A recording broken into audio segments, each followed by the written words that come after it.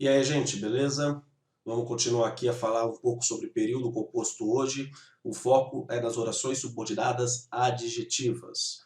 Antes de entrar nas orações subordinadas adjetivas, eu quero fazer uma pequena retomada ali de duas funções fundamentais do adjetivo. E eu vou usar duas orações como exemplos que estão aqui no meu material de apoio. Eu e a noite escura, é o nome de uma música de um cantor. A noite é escura. Não estou falando nada demais. Eu estou apenas explicando um fato. Então, uma das funções do adjetivo é explicar um substantivo. Tá certo? Como o adjetivo escuro está fazendo com o substantivo noite. Há uma outra situação, por exemplo, que é o corintiano fanático. Nem todos os corintianos são fanáticos. Então, o meu desenho, vocês percebem que eu desenho muito bem assim, tá certo? Imagina que esse retângulo seja o número de corintianos que existem no mundo, tá certo? E que apenas essa parte que está em roxo são os fanáticos. Os demais são corintianos, mas não são fanáticos. O que eu fiz aqui? Eu restringi uma parte do grupo. Ou seja, o adjetivo ele pode fazer o papel de restrição, pois nem todo corintiano é fanático, tá certo? Então, duas funções que o adjetivo pode fazer de explicação e de restrição. Por que eu estou colocando isso como muito importante? Porque ao falar das orações subordinadas adjetivas, eu vou ter duas classificações básicas. Orações subordinadas adjetivas restritivas e orações subordinadas adjetivas explicativas. Tudo bem, gente? Então vamos agora para a análise dessas orações com mais atenção. Voltando aqui então nas orações subordinadas adjetivas, é muito importante destacar duas considerações iniciais. Ela começa com o pronome relativo. Há uma diferenciaçãozinha assim dela para a oração subordinada substantiva. É claro que tem uma palavrinha que vai causar problema.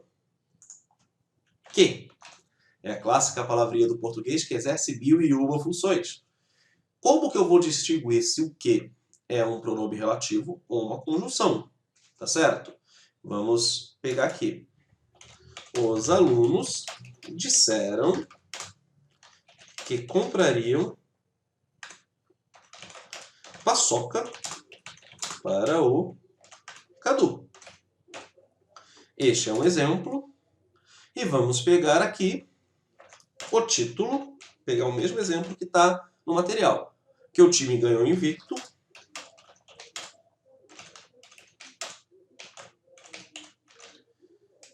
É o mais importante da sua história.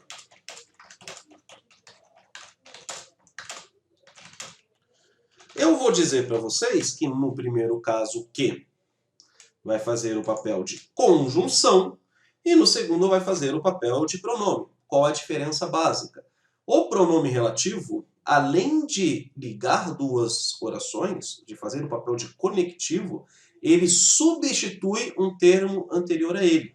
Então eu posso separar essas duas orações de maneira indiferente da que eu tenho aqui, colocando elas com um ponto final, e eu vou reparar que o termo anterior, no caso aqui no segundo exemplo, é o título, essa palavra estaria presente em uma oração e na outra. Para evitar repetição, eu uso o pronome.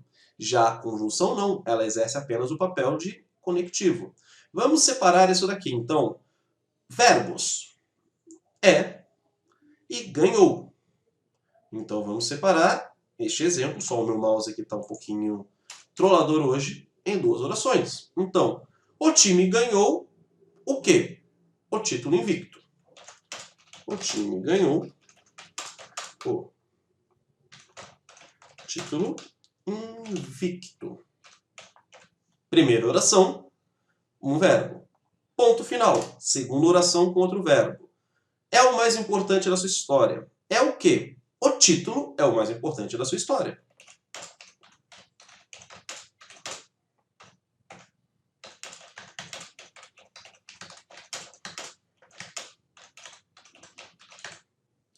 Isso aqui é importante destacar. Então, a palavra título apareceu nas duas orações separadas. Então, eu tenho o uso de um que fazendo o papel de pronome relativo. Vamos tentar fazer isso com o exemplo acima. Os alunos disseram, é a frase 1, comprariam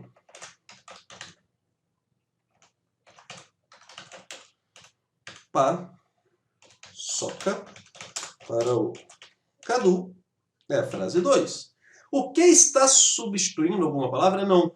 Ele está indicando que este trecho aqui, ó, que compraria um paçoca para o Cadu, exerce uma função sintática em relação ao verbo dizer. Porque quem diz algo, então isso aqui seria relativo ou aproximado ao objeto direto. Tem a oração subordinada substantiva, objetiva direta.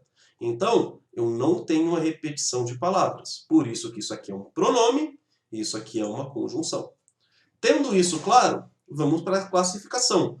Orações subordinadas adjetivas restritivas são aquelas que restringem um termo, tá certo? Então não é todo título que é mais importante. É apenas aquele que foi vencido de maneira invicta, tá certo? Detalhe importante, a oração subordinada adjetiva restritiva, ela não é separada da outra oração por vírgula, ao contrário, ela está junto. Agora, a oração subordinada adjetiva explicativa, você vai ver que ela é separada por vírgula. Se ela ocorrer no meio da oração, ela está entre vírgulas. Se ela ocorre no final ou no começo da oração, ela é separada por uma vírgula. O Cadu, que é o professor mais lindo do Américas, comprou pipoca para os alunos ontem. Então, eu tenho aqui uma explicação. Quem é o Cadu? Você está explicando para um colega que não me conhece quem é esse professor. Tudo bem? Então, oração adjetiva restritiva, sem vírgula, explicativa com vírgula. Por que isso é importante? Isso muda o significado de uma ideia. Vamos pegar uma frase. Deus, que é bom, é fiel. Deus, que é bom, é fiel. Parece uma coisinha básica. Eu tenho apenas duas vírgulas diferenciando. Mas eu mudo o significado. Como aqui eu tenho uma oração restritiva, que é bom, tá certo? Então aqui eu tenho uma oração restritiva, então eu tenho a mesma lógica do corintiano fanático aqui, ó. Eu tenho um grupo de Deus, ou seja, eu tenho mais de um Deus. Eu tenho uma religião politeísta. E apenas aquele que for bom vai ser fiel. Os que não forem bons, consequentemente, não serão fiéis. Então, aqui eu estou falando de uma religião politeísta, que acredita em vários deuses. Aqui não. Deus, que é bom, é fiel. Eu estou explicando que Deus é bom e ele é ao mesmo tempo fiel. Então, eu tenho um Deus, uma religião monoteísta, e esse mesmo Deus, ao mesmo tempo, ele é bom e é fiel. Então, o significado pode ser mudado de acordo com o uso ou não da vírgula. Ou seja, restrição e explicação não são apenas uma ideia para eu decorar mais um nome.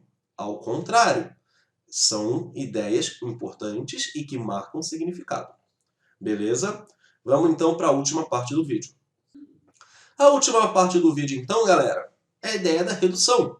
Da mesma maneira que eu consigo fazer a redução nas orações subordinadas substantivas, eu consigo fazer nas orações subordinadas adjetivas. Pegando aqui o exemplo. O título que o time ganhou, invicto, é o mais importante. O título ganhado, invicto, ok, ganhado é horrível, mas existe. É o mais importante. Tá certo? Pegando outras orações. Encontrei João, que saía de férias. Encontrei João saindo de férias. Glória ficou surpresa com a casa que estava pintada de verde. Glória ficou surpresa com a casa pintada de verde. Então, eu consigo fazer o mesmo procedimento, eliminar o pronome e passar o verbo para uma das formas nominais. Indicativo, particípio e gerúndio. Nas substantivas, eu consegui apenas com o infinitivo. Aqui não, eu consigo com o particípio, com o gerúndio.